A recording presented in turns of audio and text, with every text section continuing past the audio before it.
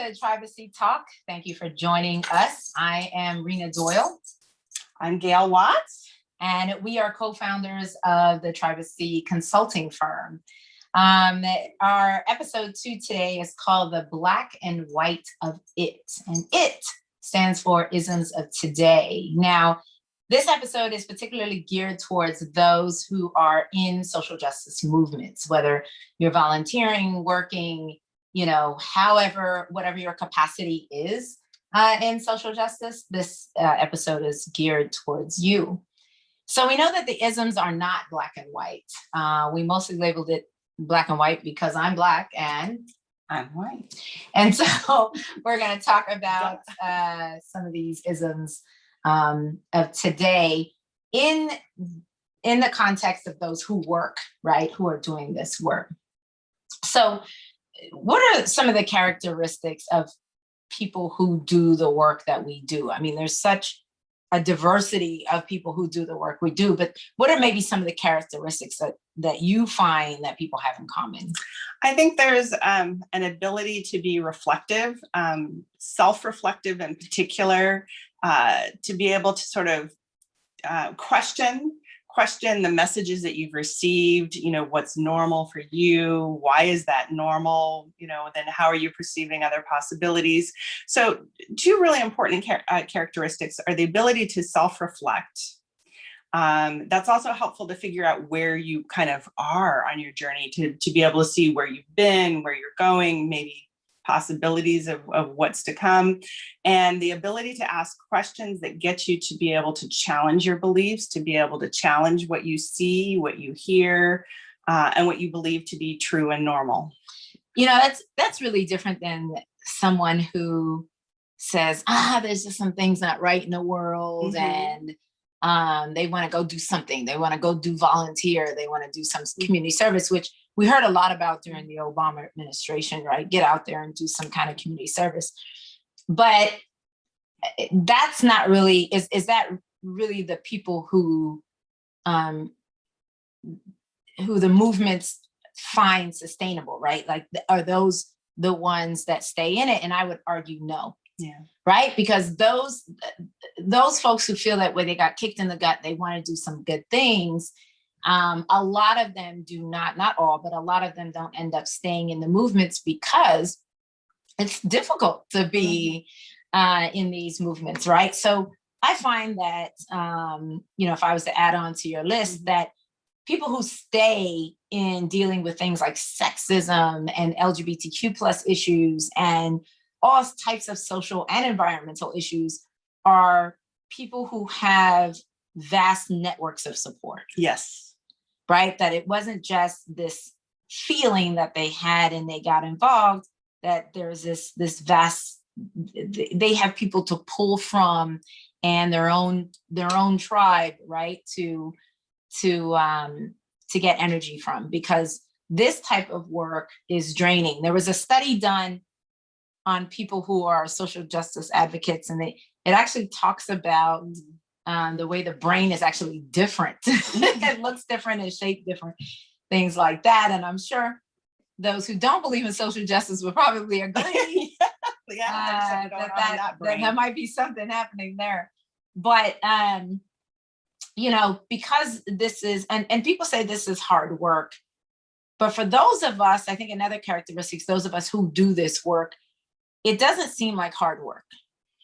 It seems other people make it difficult, right? The system makes it difficult, but the work itself is very rewarding, right? Even though humans can be who humans are, it's very rewarding work to society as well as you personally.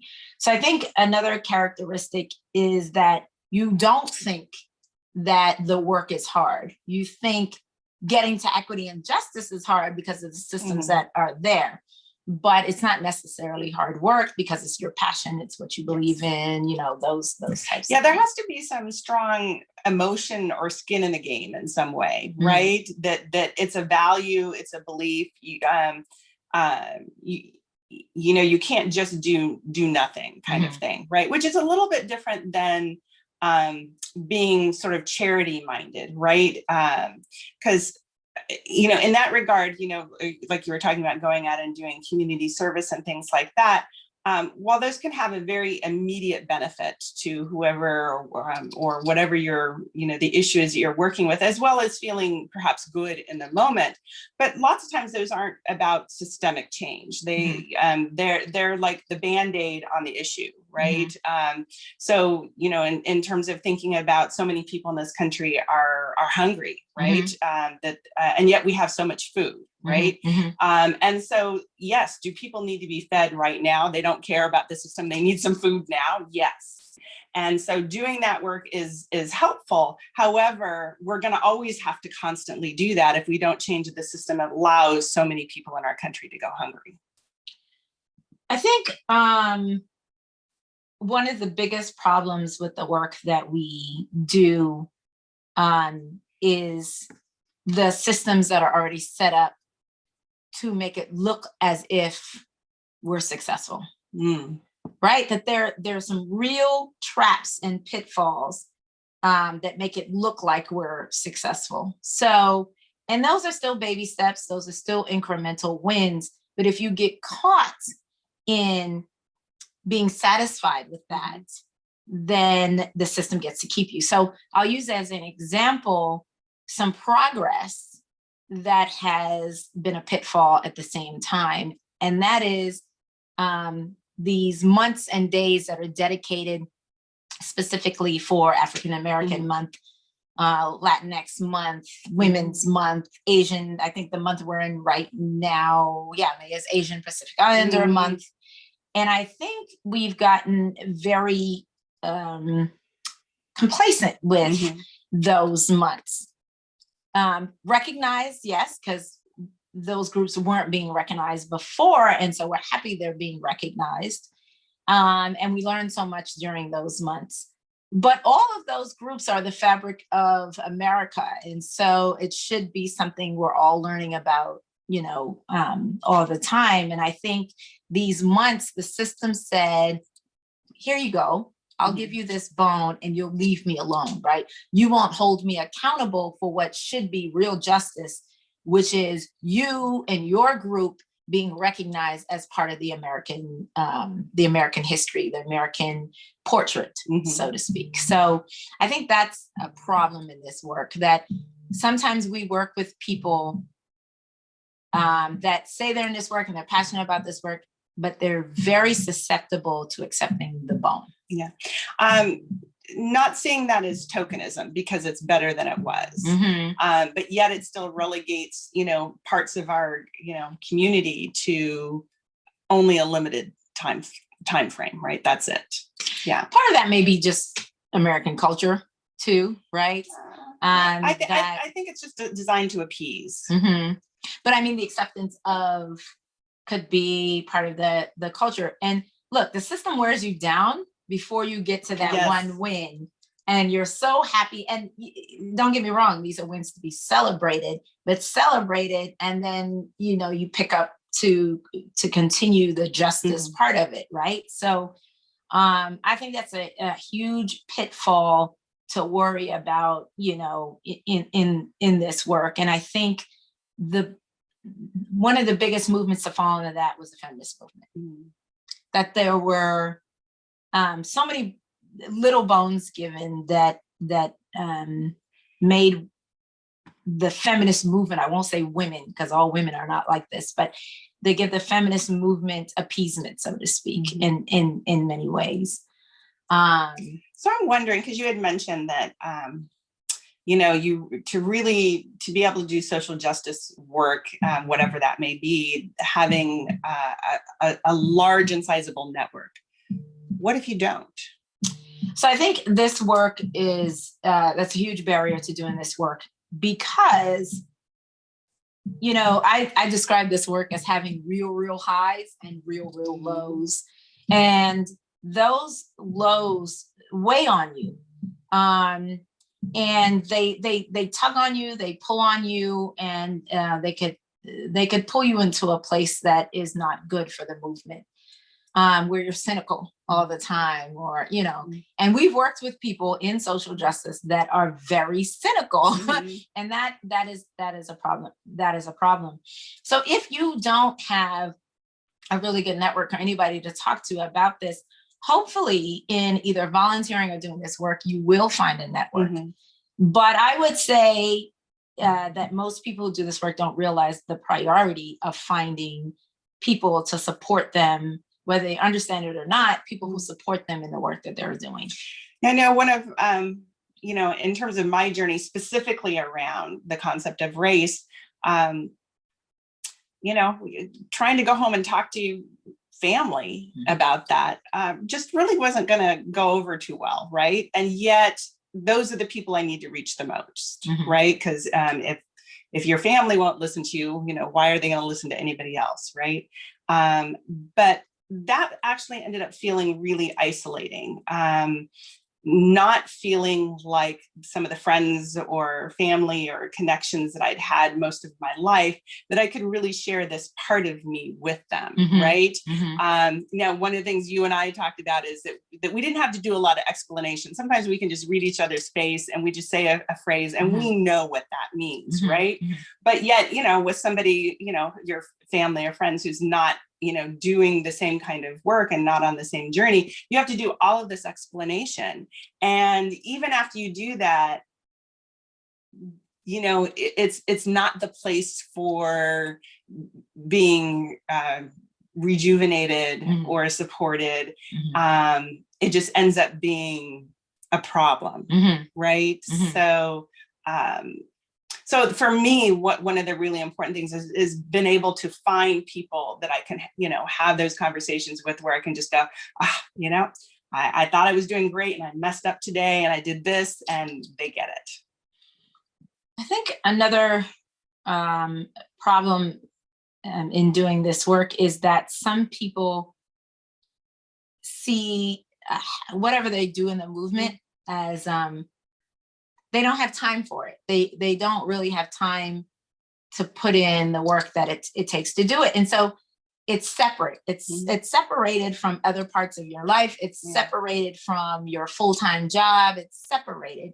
And that wears people down, right? And this movement you'll see where, we didn't hear from this person for a long time and that person. But it's because it can wear you down without that support mechanisms and all that other stuff. And so I think it's important for people to realize that there are other ways in which you can do social justice work. So a lot of our clients actually are doing social justice work with the work that they're doing. Right. And that's our approach, sort of building this lens so that social justice is a lens in which you see through. And so it doesn't become a side, an add-on, an extra, the program, and which just adds more thing to your plate.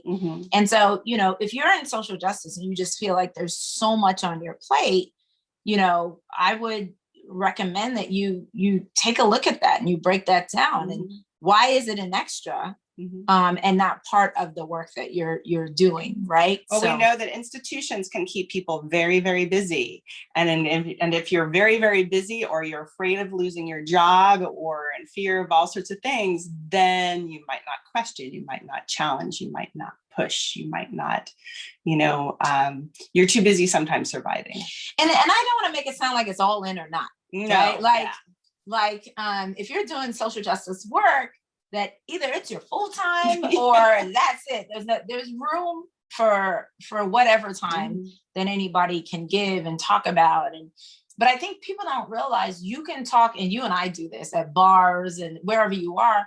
We talk about social justice in parties. We talk about social justice at the gas station. We talk about social justice all the time. And so it doesn't feel like it's encroaching, on my life, so to speak. We talk about it all the time. So, and we move people to, get motivated to do something in social justice by having these casual conversations. So what do you think about, you see this so much on social media that, somebody posts something, and then there are people who have very different perspectives and ideas, and so therefore the friendship ends, or we unfriend each other, or so many people dropped friends around the last election. Mm-hmm. Right? Yeah. So I think a lot of people don't like Trump, but I'm going to say he was really good for America socially. And he was really good for America socially because there were so many people that didn't realize that we are they walk among us, right? That there are so many people who do racist-like behavior, yet do not call themselves racist. And his policies and practices and followers expose that to people who otherwise would not know it. And for us, and what we encounter, that tends to be other white people. So, as was said over and over and over, Trump did not invent racism, and people are acting like that. They're acting like, gosh, this is not the America I know. What do you mean this is not the America you know? It didn't suddenly change. Right. And that tells us a lot. If someone is saying this is not the America they know, that's how we know we live in different Americas. Because it's always been the America I know. So if it's not the America you know, then what bubble, what rock, where is the disconnect for you that you didn't know this was always America, right? At least for many other Americans. And their truth is their truth. That they're saying their truth. This is not the America they know or love or raised in. That is absolutely the truth. But to not know that other groups of people has always been the America is really where, for me, the conversation happens. So I think that shock, if you feel strongly about racial justice and you have people who have kids who don't look like them, and they take them to their grandparents or uncles or cousins and family that they grew up and loved. And then those people post something on social media that would negatively impact their kids. You would naturally not want your kids around toxic people, right? And the cognitive dissonance is, but wait a minute, I love these people. So what do I do with that? And the best thing that they can do is shut them off from social media, because they can't shut them off out of their life. Right? And so they end up getting together as family, and they know they pointed these things out. And they don't point these things out of social media. And so they can have cordial family time. Their kids can be around them and never know that grandma or auntie or uncle or feels this way about people who look like you. So look, I also think there's this thing around self-care for the work that we do. And if someone is consistently saying something that is causing stress upon you inside, raising your blood pressure, all that other stuff. I come from a culture where you don't have to be around that. It doesn't matter if they're related to you, blood, friends, whatever. That you're not required to subject yourself to acid to be in this person's presence or to be, so my family's from Trinidad and Tobago, and they say you lock them off. So kind of just means, you close the door and you lock it. That's what it means. You lock them off. And that has pluses and minuses, but I'm real good at locking off. So I actually don't have a problem with some self-care. If you're doing it just because the person said something you don't like, I don't think so. But if you're doing it out of protection for yourself, I actually support it. Okay. Yeah. But I mean, look, getting to know other perspectives is not something you do on social media. And I think that is a problem. Yeah. I mean, because everything always ends up being a debate. And of course, one of the things that we do is, how do we get people to even talk about the isms, right? We recognize that there's people out there who believe, well, if you say it and you say it out loud, that somehow that makes it a thing, and it didn't exist, prior to that, right? Right. You know, that if we talk about racism, then there must be racism. But if we never mention it, then it didn't exist. Goes away. It goes away, right? Just poof, Right. right? And I always want to ask people, like, if your husband or wife or significant other cheated on you and you just don't talk about it, does the cheating stop? Does it go away? Like, I always want to say that. Of course you would relate it to that. That doesn't make sense to me. Like, if I just act like he's not cheating or she's not cheating or they are not cheating, that it'll stop.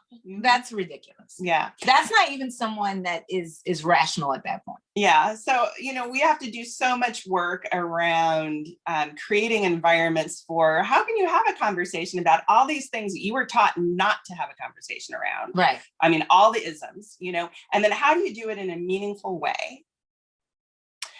And, you know, because, and then, but you know, how do you then translate that to family, right? So how can you have a conversation around the isms that exist, say, among family and friends, not just at work, right?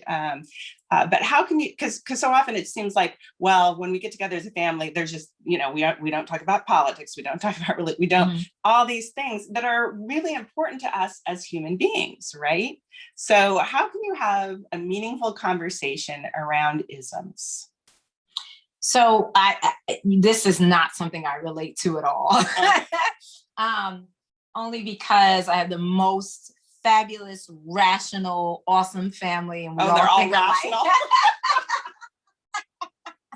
They're all awesome, rational people. Because they're going to be watching this, so you have to say this. I said that publicly. But I will say I come from a culture that they are taught to speak their minds. Mm-hmm.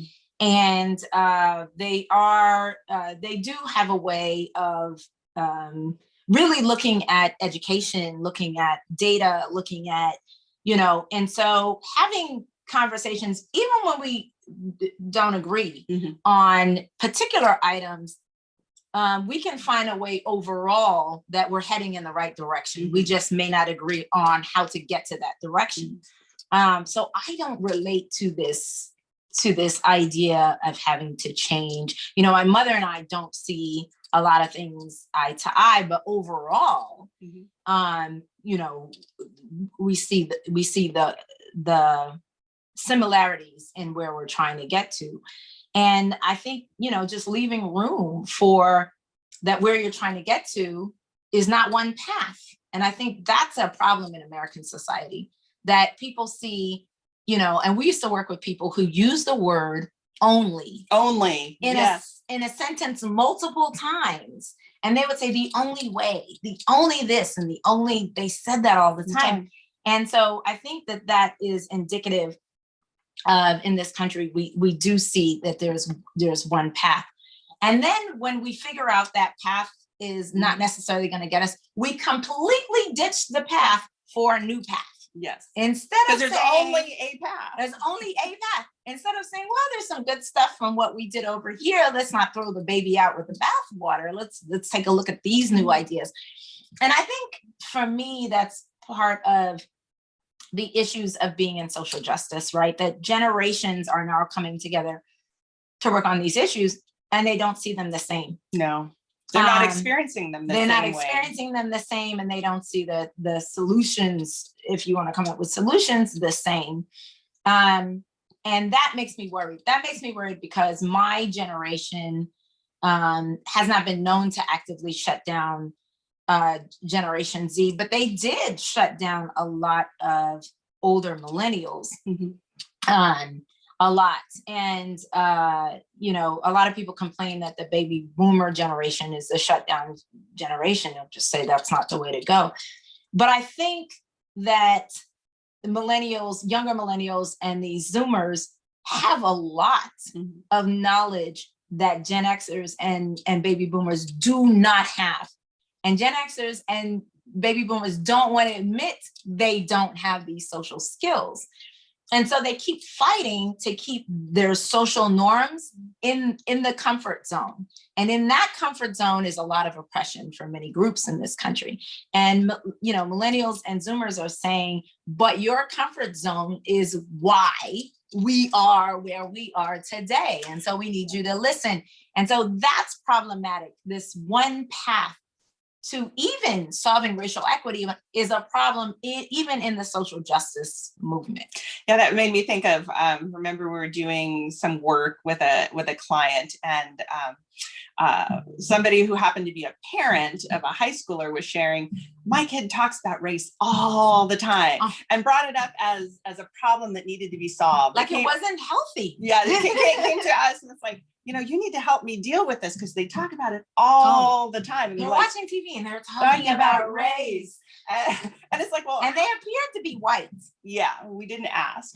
But and so, and then it was like, well, how often is a lot? Right.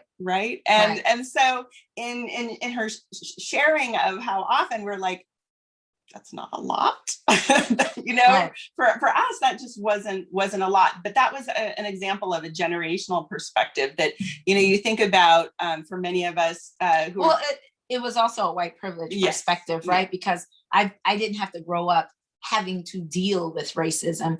My child does, and that's not healthy. Well, was it healthy for decades for Indigenous, Latinx, and Black people? It's been unhealthy. If that's the case, but you're only feeling it now.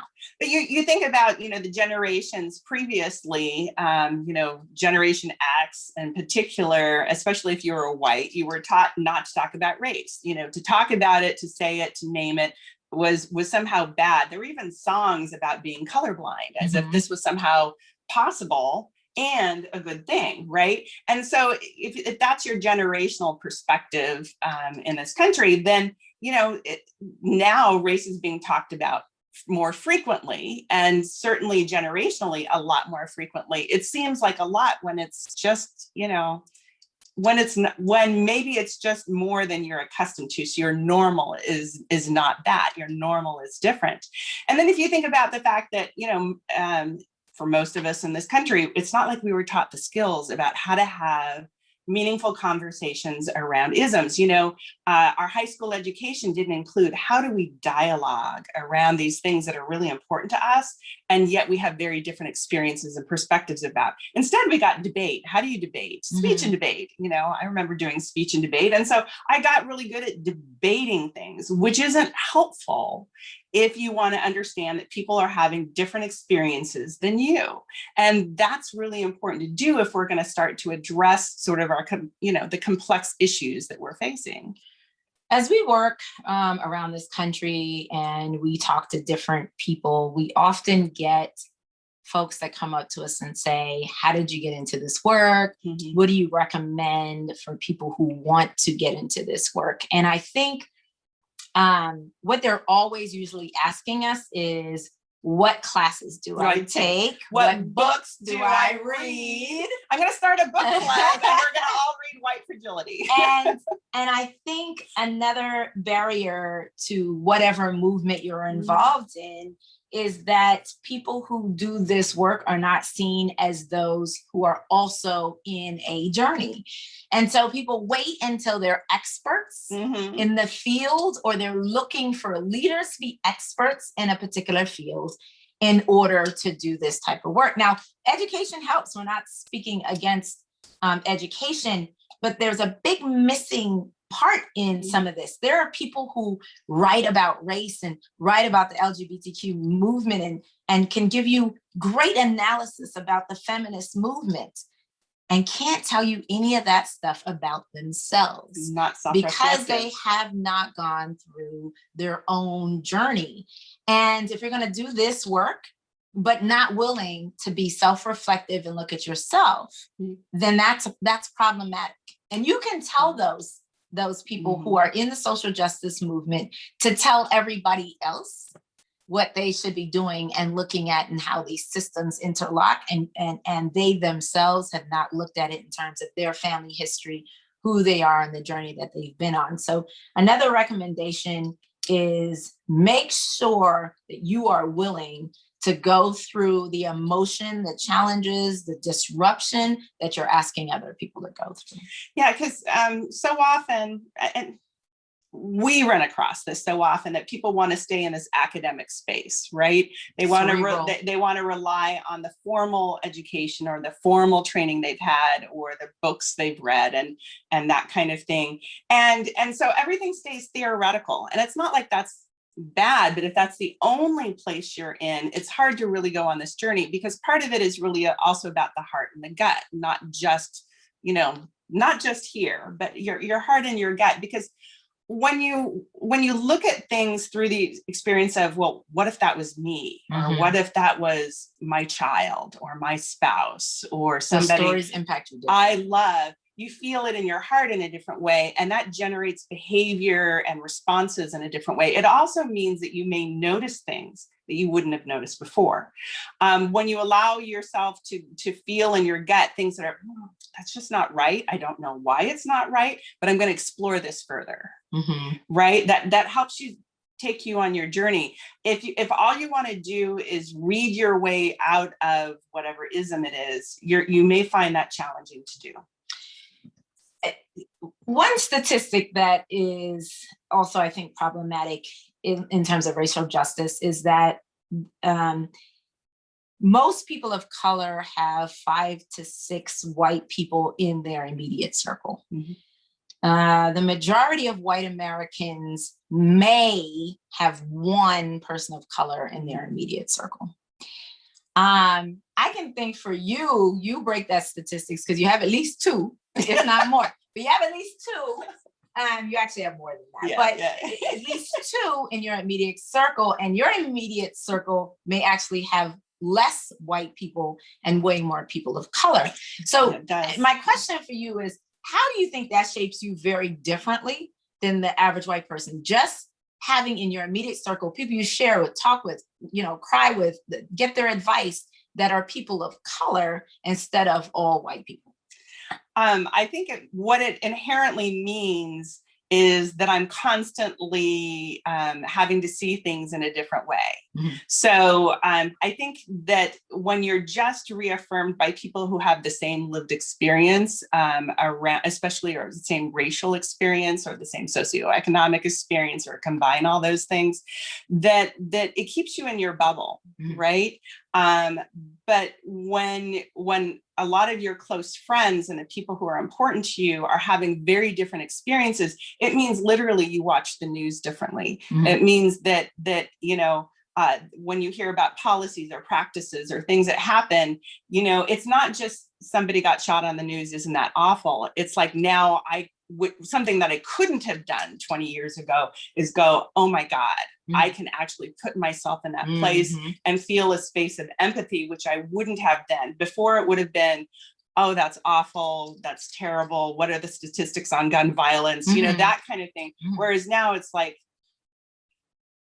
you feel it viscerally, right? And that is really important, because again, you can't just think your way through.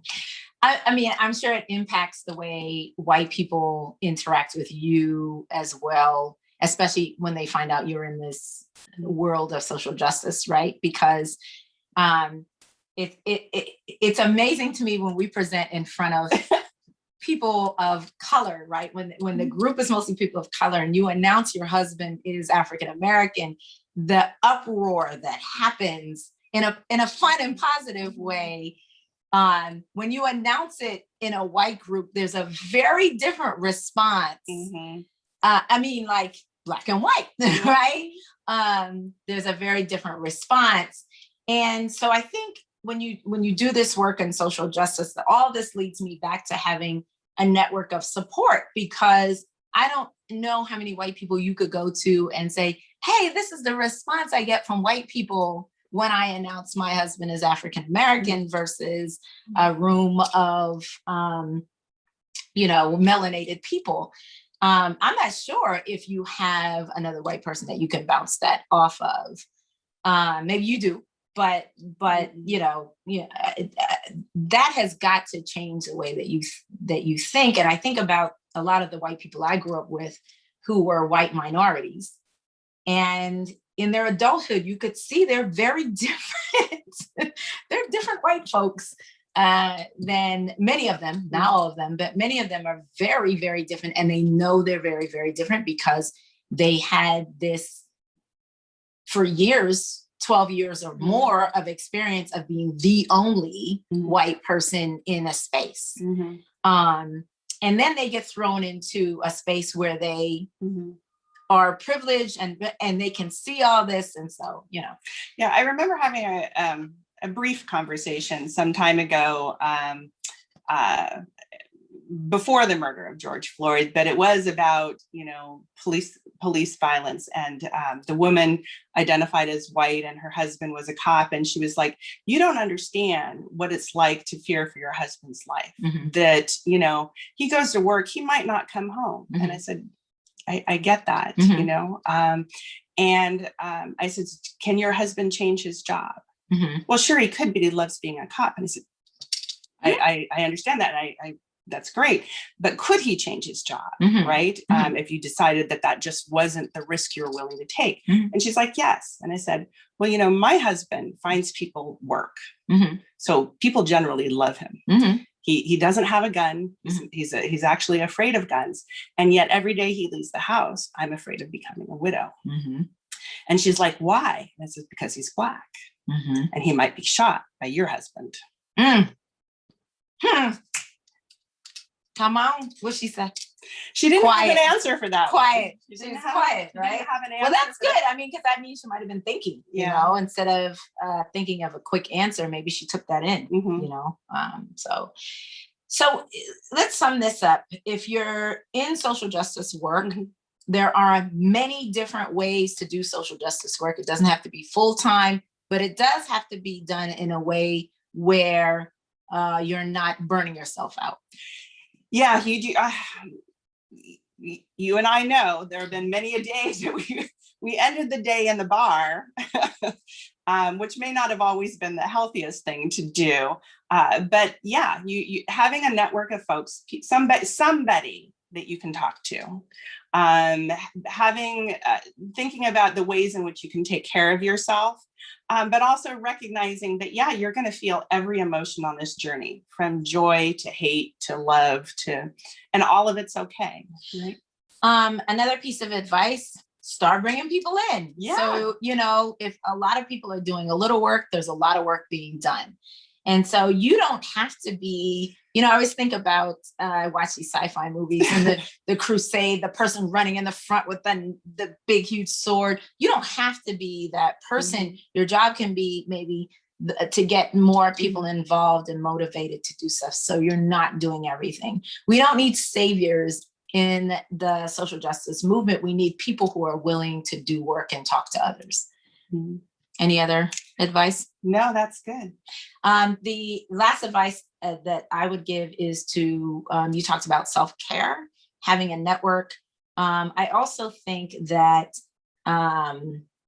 it's okay to focus on a particular movement at a time, because there are injustices happening daily. And so whatever, you may have a passion for all of the isms that we talked about, and there's many more than what we just talked about. There's environmental, but if you feel a need to focus on race, or if you feel a need to focus on the intersectionalities of race and gender, LGBTQ, all of that, where you don't have a choice to ignore those other ones, you know, it's okay to focus on, you know, where you want to focus, who you want to focus on. So that's the it. Yeah. That's a black and white of it, but not so always black and white. No, there's a lot of nuances. So we want to thank you for joining us for the Tribesy Talk on the black and white of it, which are isms. And join us for some future conversations. So our next section, probably going to take a look at generational, like what does social justice mean generationally, the way we experience it, the way we want to deal with it. We talked about that a little bit this episode. And hopefully we can get some people from different generations in here to give their perspective. So with that, we want to thank you for joining us, and we'll see you next time. Bye. Bye.